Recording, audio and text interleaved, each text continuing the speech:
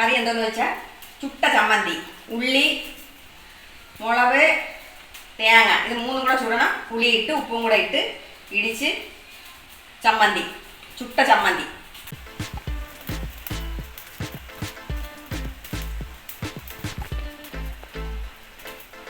ചുട്ട ചമ്മന്തി, ചക്കക്കുരു മുരിങ്ങയും കൂടെ തോരൻ.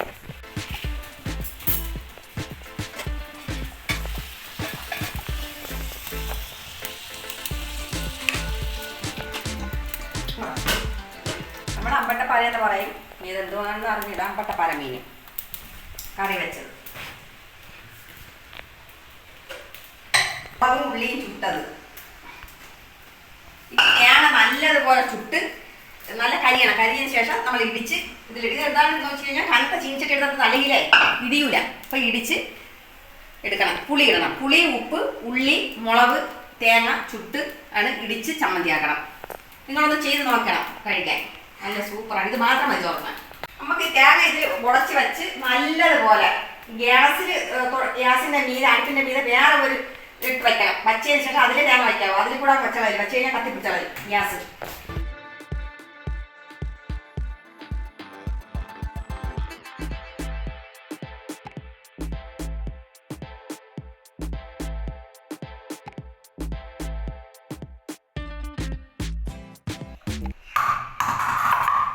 തല്ലി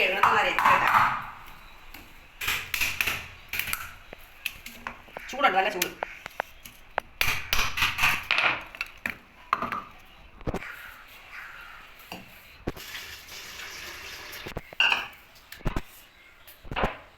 പിന്നെ തുടക്കത്തിലെ ഉപ്പിടണം. അപ്പോഴും എങ്കിലേ ഇതിലെല്ലാത്തിലും ചെയ്യാനുള്ളൂ.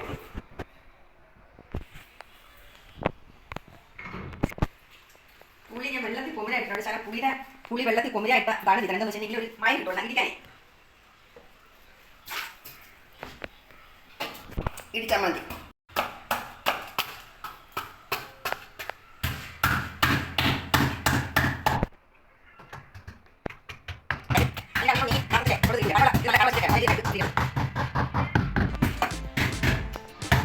ഇടിക്കാൻ വയ്യാത്ത ചിലവർ തിരിവി എടുത്താലും മതി. തേങ്ങ തിരിവി എടുത്താലും ഇതിലിടാം. അതിനേക്കാൾ നമ്മളിങ്ങനെ ഇട്ടതിന് ശേഷം ഇടിച്ച് ചേർക്കണേന് ടേസ്റ്റ് കൂടുതൽ.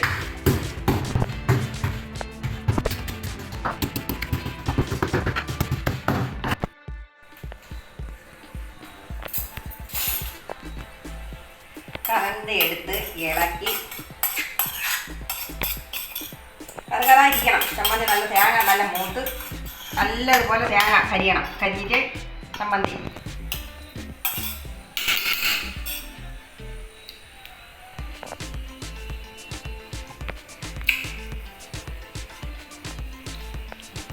നല്ല ടേസ്റ്റാണ്. ഇത് മാത്രം മതി ചോറ് കഴിക്കാൻ.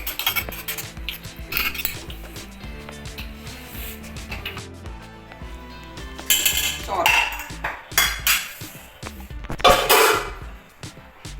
മീനും ചക്കക്കുരു മീനാണ് കൂടെ തോരൻ,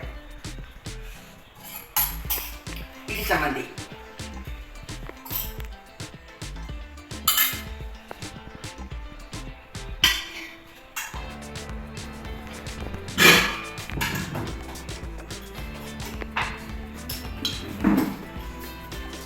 മാങ്ങാച്ചാറ്, നാരങ്ങ അച്ചാറ്,